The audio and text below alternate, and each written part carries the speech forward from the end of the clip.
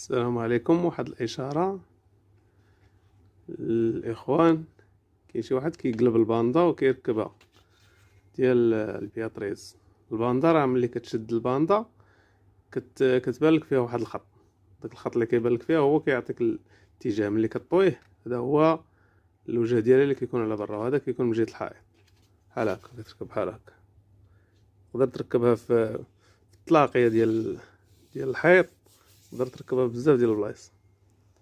كتركبها بحال ما هكا كتركب ملي هذاك الخط ديالها كيدخل لداخل، كيكون ما كيخرجش. هذا الخط ها هو لا لاحظتوه، هذا هو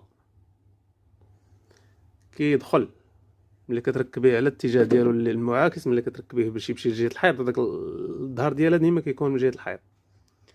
وشكرا وسمحوا لينا، وهذه غير واحد الاستثاره بسيطه